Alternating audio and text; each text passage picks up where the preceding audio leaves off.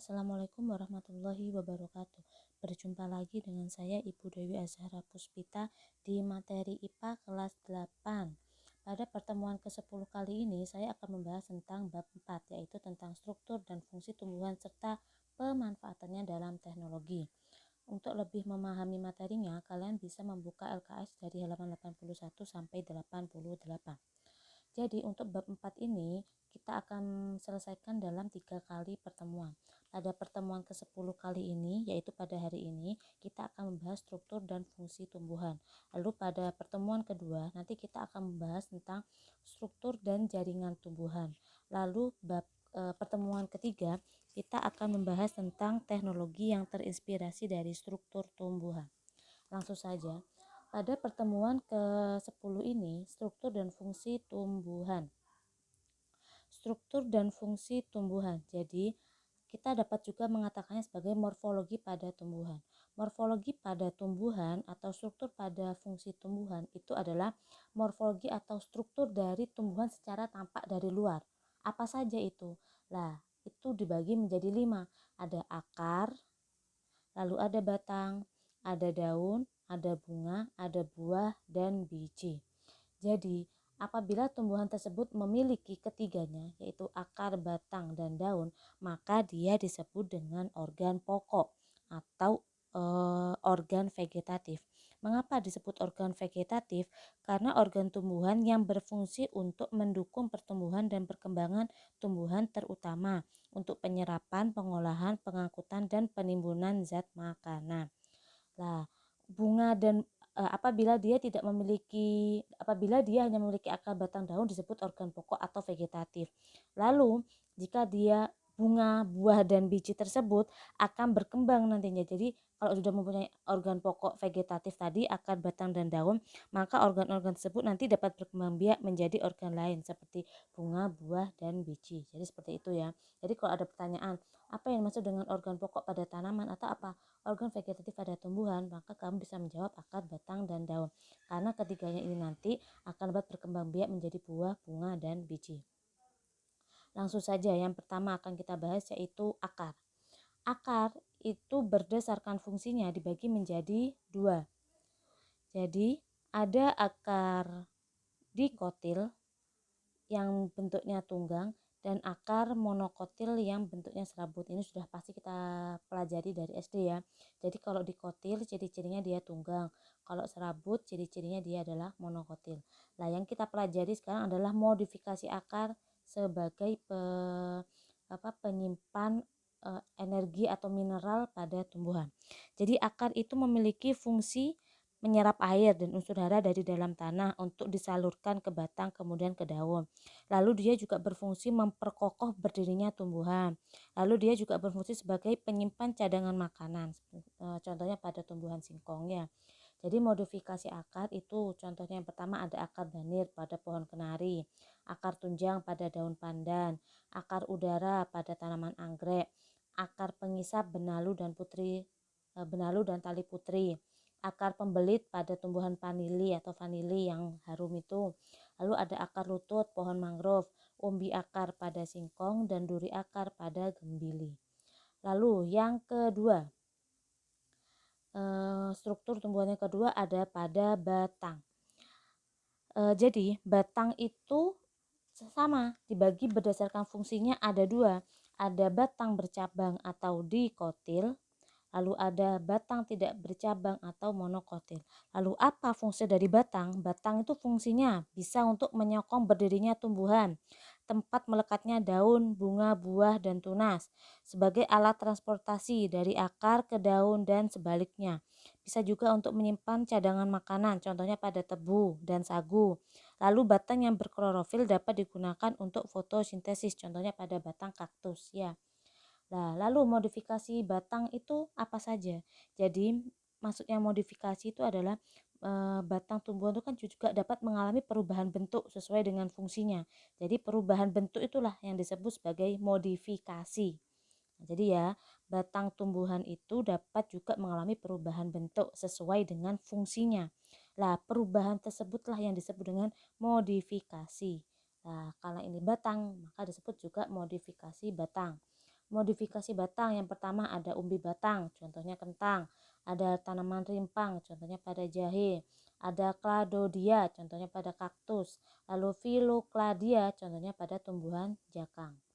Lalu struktur atau morfologi tumbuhan yang ketiga ada pada daun.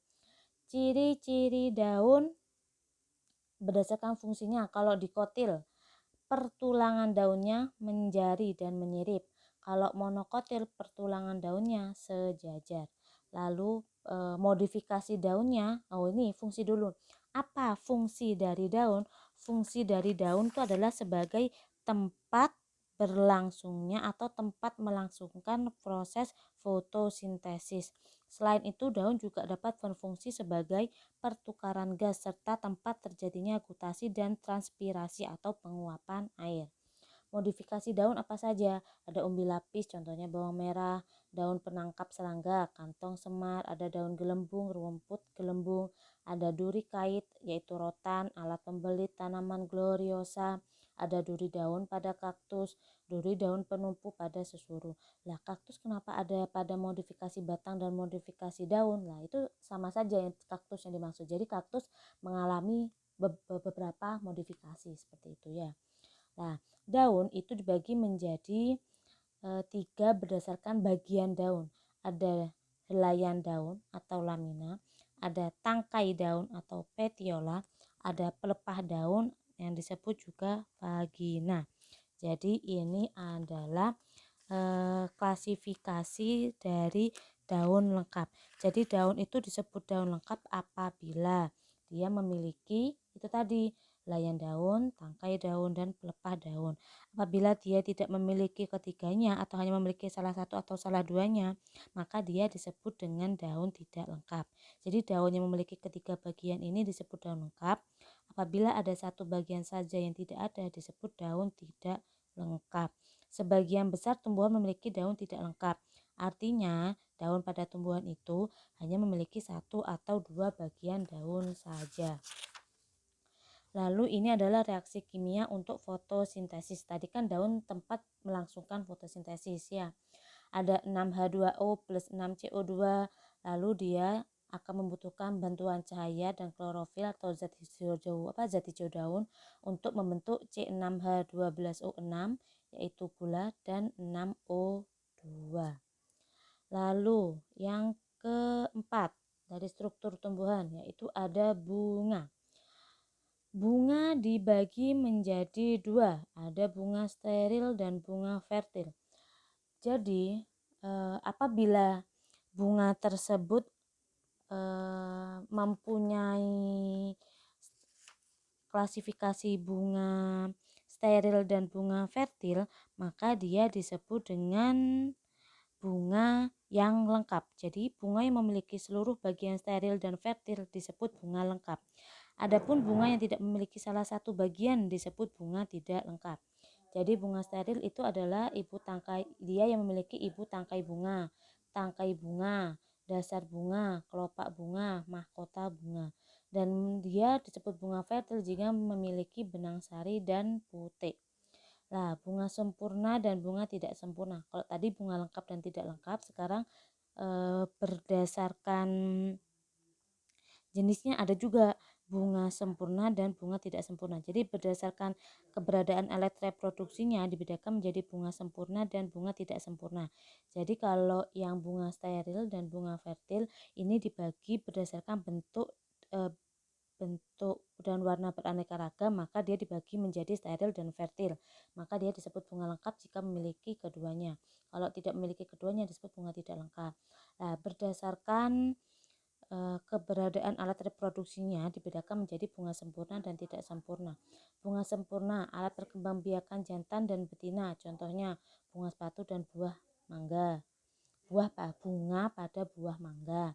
Lalu bunga tidak sempurna yaitu memiliki salah satu alat perkembangbiakan, contohnya bunga melinjo atau bunga pepaya. Jadi kalau sempurna alat perkembangbiakannya lengkap, jantan ada di betina. Kalau tidak sempurna hanya memiliki salah satu alat perkembangbiakan, bisa saja hanya jantan, alat perkembangbiakan jantan saja, atau bisa juga hanya alat perkembangbiakan betina begitu. Lalu yang terakhir ada buah dan biji. Jadi buah itu merupakan bakal buah yang telah mengalami fertilisasi. Buah itu berfungsi sebagai tempat menyimpan cadangan makanan. Sedangkan biji itu adalah alat perkembangbiakan utama pada tumbuhan karena dia ada calon tumbuhan baru. Dia disebut buah sejati apabila buah yang seluruhnya terbentuk dari bakal buah, contohnya buah mangga. Jadi buah sejati apabila buah yang seluruhnya terbentuk dari bakal buah. Disebut buah semu apabila buah yang terbentuk dari bakal buah dan bagian lain dari bunga, contohnya adalah jambu monyet. Buah terdiri dari atas 3 bagian atau perikarp. Yang pertama, lapisan luar atau kulit buah. Jadi buah itu terdiri dari 3 bagian. Ada lapisan luar, ada lapisan tengah, ada lapisan dalam. Lapisan luar itu adalah kulit buahnya. Contohnya kalau mangga, kulit luarnya itu yang warna hijau. Lalu lapisan tengah itu daging buahnya yang warna orange. Lalu lapisan dalam yang mengelilingi biji atau peloknya itu ya, kan ada yang keras. Itu namanya lapisan dalam. Lalu biji terdiri atas 3 bagian. Ada kulit biji, ada tali pusar atau tangkai biji, dan inti biji atau isi biji. Kulit biji dibagi menjadi 2, ada tumbuhan angiospermae dan gimnospermae. Angiospermae dan gimnospermae itu adalah tumbuhan berbiji tertutup dan tumbuhan berbiji terbuka. Angiospermae itu ciri-cirinya kulit luar dan kulit dalam. Sedangkan gimnospermae itu ciri-cirinya kulit luar, tengah, dan dalam. Jadi kalau angios itu tidak punya kulit tengah, kalau gimnospermae memiliki kulit tengah. Nah, jadi kalian sudah memahami ya bahwasannya struktur dan fungsi dari tumbuhan atau morfologi dari tumbuhan itu ada 5. Ada akar, batang, daun, bunga, buah, dan biji. Apabila dia memiliki hanya 3 akar, batang, daun, dia disebut sebagai organ pokok atau organ vegetatif. Sedangkan bunga, buah, dan biji dia itu akan berkembang biak apabila dia memiliki ketiganya itu nantinya. Lalu struktur atau morfologi pada tumbuhan tadi ada 5. Akar pasti fungsinya dia sebagai tempat penyimpan cadangan makanan. Lalu batang dia sebagai tempat menopang tumbuhan, dia juga bisa ya.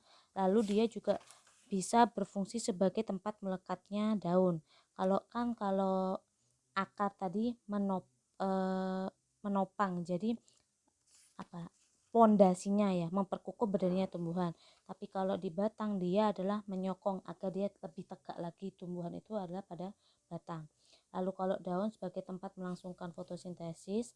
Lalu kalau bunga dia itu adalah sebagai media untuk tumbuhnya tumbuhan baru karena dia alat reproduksi generatif pada tumbuhan.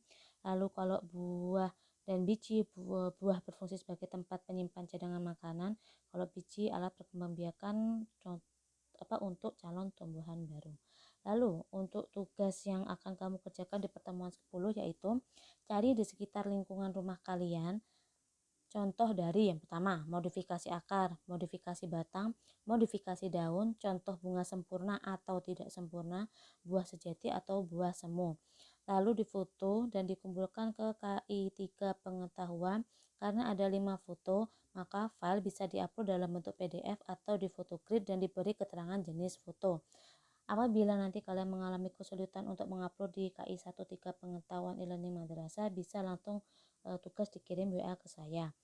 Jadi nanti ada 5 foto, saya tunggu, dan foto tersebut bisa di photogrid atau dibentuk PDF. Jangan lupa diberi keterangan. Contoh keterangannya hanya perlu seperti ini. Contoh ini adalah modifikasi, kan ini kentang. Kentang itu kan contoh dari modifikasi akar. Akar yang apa? Yaitu umbi batang. Lalu ini adalah contoh dari buah sejati. Lah ini sudah merupakan 2 contoh ya. Jadi kamu cari di sekitar lingkungan rumah kalian tumbuhan tersebut, lalu kalian foto, lalu dikasih keterangan dia modifikasi apa atau buah apa atau bunga apa, lalu diupload di e-learning madrasah. Saya tunggu tugasnya pada pertemuan ke-10, maksimal deadline pada hari Kamis besok 1 Oktober jam 23.00.